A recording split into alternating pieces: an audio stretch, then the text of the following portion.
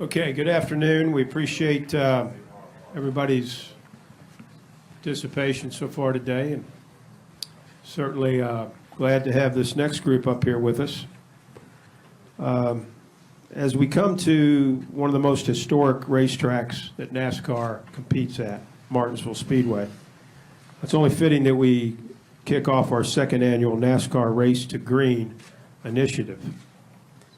And a key component of this initiative is a massive call to action for fans and the entire industry to donate trees that will be planted across the country in a number of areas devastated by natural disasters.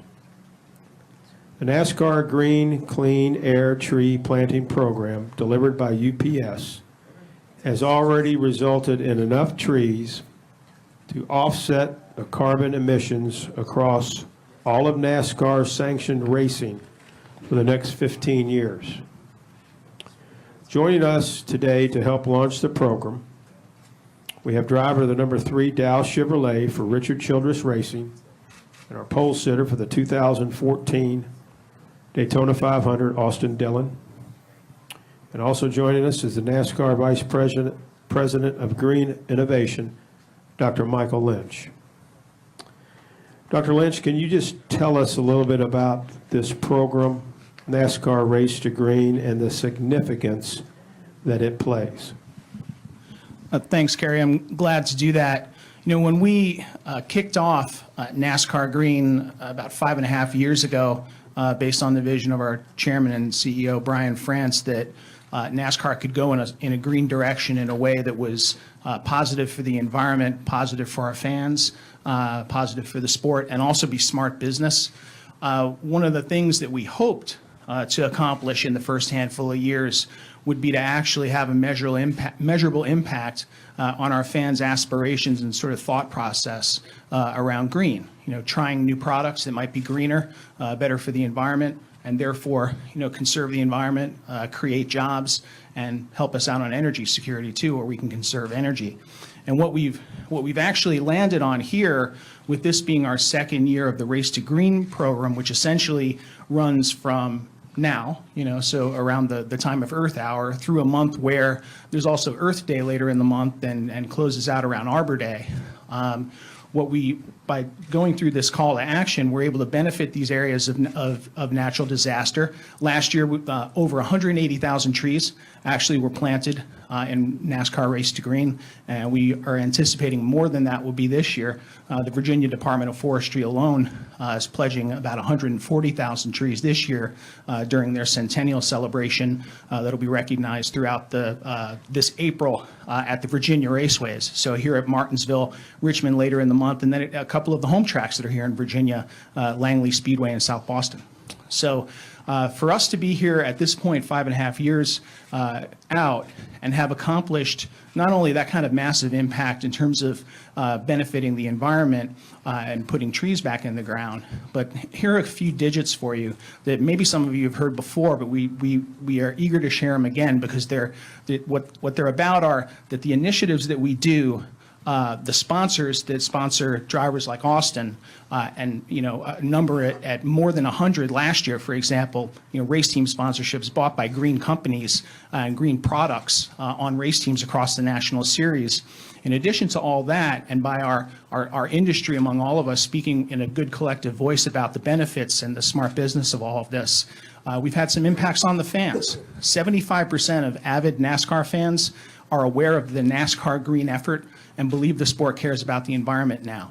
That number was 0 5.5 years ago, so that's really quite a growth there. NASCAR fans today are twice as likely as non-fans to view their household as very green and always looking for ways to positively impact the environment. Last year, that was 70% more likely, so it's growing off a big number, and that difference was only 0 5.5 years ago. So NASCAR fans, NASCAR Nation, is in a place now where adopting green products is something they're interested in thoughtfully doing, where the price and performance trade-off is there.